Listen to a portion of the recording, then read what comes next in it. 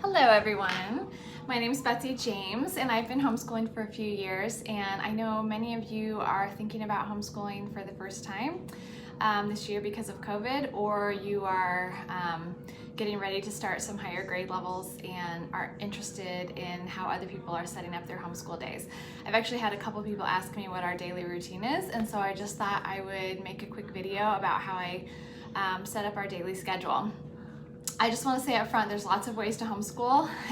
Some people like take a walk in the woods and teach their kids all the things that they need to know, but that's not what works for me personally. I am the most fun and the most relaxed inside a schedule, and I think my kids actually thrive within a schedule as well. So as I describe this, I just know that this doesn't work for everyone. I think it's wise to pick a routine that works for you, for your personality type, because if mama ain't happy, ain't nobody happy, right?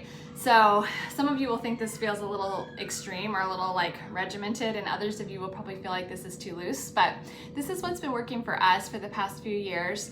I'm going to specifically focus on what we did this last year when I had a third grader, a first grader, and a 3-year-old. We're going to do something a little bit different this year, a little slightly more structured, just because as we're getting into higher grade levels, I need to spend a little bit more individualized attention. But I'm going to focus on what we did last year. So the very first thing I want to say is I think great resources and great routines are what will save you, especially as you get into the trenches with this and you've kind of lost your new excitement for everything. Having great resources picked out and having really great routines in place are what keeps the school thriving. And so this is the time of year that it's fun to be looking at resources and kind of deciding, what do we want to learn this year? So the first thing that I do is I make a list on the computer for each of my children. What do I want to teach them this year? And because they've been in lower grade levels, it's been pretty straightforward about what we need to do. For example, I know they need to learn to read. I know they need to learn to write their letters, write words, start working on spelling. And I know they need to be doing math. And we've been using Math UC all these years. We've been really pleased with it.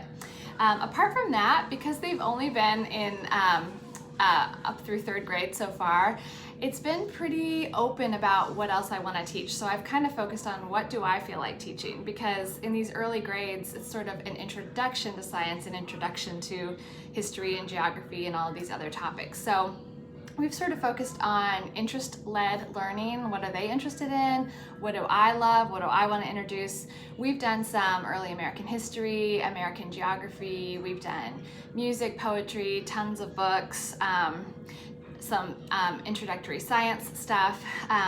But if you don't like the idea of just kind of picking whatever you want to do and that feels a little too scary to you, I often buy these books. This is what your second grader needs to know, but they have one for every level, and it basically covers the Common Core requirements. So if you wanted to get this and flip through the table of contents, it will give you an idea of what people are going to be learning in that grade level in the public school.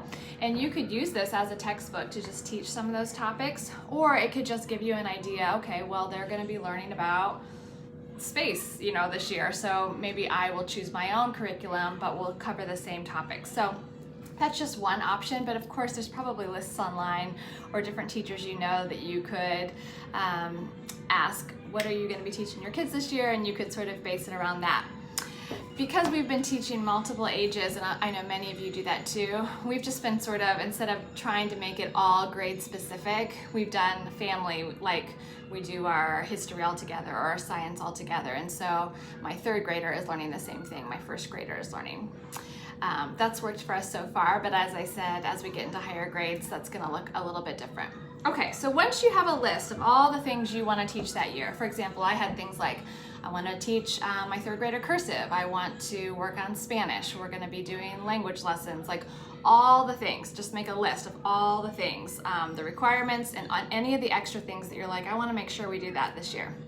The next step is to divide all those things up into a daily schedule. So this is an example of what my second semester schedule looked like for my first grader. So I have Monday, all the things we're going to do on Monday. For example, we do math every day except Wednesday, and on Wednesday I do logic games instead. So I have that written down here, right? So, oh, this is for Reagan and Raleigh. I'm sorry, I didn't see that. So I have what Reagan's gonna be doing every Monday, what Raleigh's gonna be doing every Monday, and then I have a list of things for Tuesday, and as I turn Thursday, it goes through the week. This is amazing because this is gonna save you so much time when you're prepping for the next day. Some things, like I said, you're gonna do every day. Some things you only wanna do once a week, but some of those things are like, we like to do a tea and poetry party like a little tea party where we pull out poetry and a picture study. We like to do that once a week. But if I don't have that on the calendar, that's the kind of thing that for sure isn't gonna get done because we're gonna be tired or, you know, the day got busy and we didn't feel like we had time for poetry that day. But those are the kinds of things that make the school really lovely. So I like to schedule in even those extra things. That way, when I'm getting ready to do this next step, all I have to do is consult, okay, it's Monday, what do the kids need to be doing? And I just write it down, and if it's like math, I just put the next page assignment. And this is how I write the school schedule. So this is an example of a day's assignment for my first grader, okay? What I do, because in Indiana, where I live, the only requirement is to have 180 days of school. Every day, I write the day of school up here in the corner, and then I make a list of all the assigned things.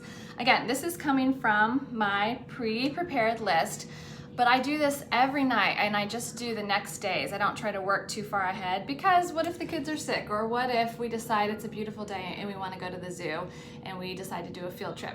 If you're just doing one day ahead, then you're never behind, which is great.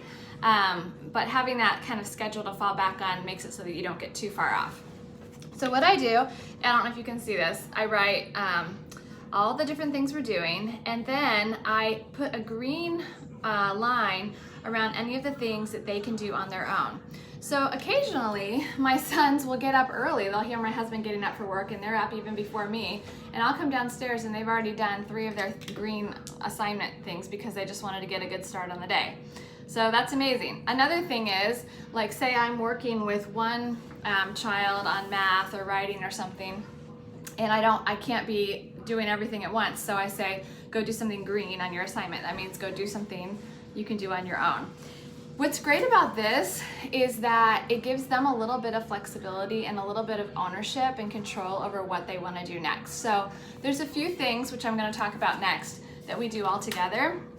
But it's great if I'm like, you just need to get back to work, go do something, you know, and they can decide, oh, do I want to practice piano? Do I want to do my chore? Do I want to do my independent reading? They can kind of decide what they feel like doing, which is more real life, right? It's more like how we operate in the adult world. We have to get our work done, but we can kind of decide about when we want to do things. So I like that they're learning that time management piece as well. Okay. The last thing I want to cover in this video, I think it's the last thing, is just sort of the daily routine that we go through. So we start at the breakfast table all together for breakfast, and I read history. Just like a little pro tip, anytime your kids are eating, read to them, read something. So if they're eating a meal, if they're having a snack, get out something that you have to read. They're all sitting there quietly. It's like the perfect time. So I never eat when my kids are eating, except at dinner. I always read to them. So at the breakfast table, we do history, and then we have a little prayer for the day, and then we all move to the dining table, and we do what we refer to as our morning block, which basically is they were doing their Bible copy work, they were doing their math, and their language lessons. Just a moment, Liz. Yeah, you can play that. And then once they're done with that morning block, which I come in and sit here with them, and we all kind of work at the table together. That way it's kind of independent, but I can oversee it and help if they need it. When they're done with that, they can have a break. So that's what we call the morning block. And then the break, it just depends on what else we have planned that day. If we have other classes we're going to, or a Bible study, or a play date or something's planned, we'll probably have a short break and get right back to work. But if it's a more relaxed day, we might take a little longer break, and they can kind of work on their green assignments as they want. Then at snack, I would usually do some sort of reading also, like their science or their, we are always reading through novels together, so read aloud time, either at snack or lunch. And then every afternoon we have what's called quiet time. So we've been doing like from 1 to 2:30, all the kids go upstairs to their rooms, That's when they can do their independent reading, finish any of their green assignments that they didn't get done earlier. And I can have time to sit down with my coffee and my Bible, or do some grading or plan for the next day, and we can all just have some quiet. Oh, and we usually before that listen to a classical song just to kind of get us all like in the mood to relax for quiet time. So that's been a nice routine for us. Then when they come down, we usually have a snack, and I finish up any extra reading that we didn't get done yet. And then that's the end of our school day. So we're usually done about 2:30 or 3, and that's in time for their friends to get home and they can play, and I have time to kind of get some prep work done for the next day and feel like I have a break before dinner and teaching. I teach music lessons in the evening. So that works really well for us, and having those kind of like routines set in the day, and then having a routine for how I make assignments every day, so that every night I don't have to be like, what should we learn tomorrow? No, I already know what we're gonna learn this year. I know how I've divided it up between the days, and so all I have to do is assign the next pages. But what's wonderful about this notebook system is that it still provides a little bit of flexibility. So if we decide we wanna do like a quick unit study on, I don't know, penguins, like we got interested in penguins, I can, instead of assigning their normal science book, I could say we're gonna watch a curiosity stream on penguins, so it gives a little bit of flexibility to the structure of that routine. So I hope that's helpful to some of you.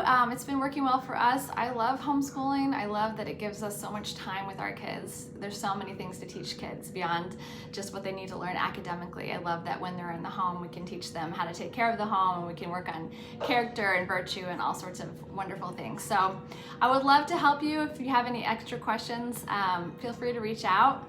Love to help you get started with your own homeschool. Hope you have a great year.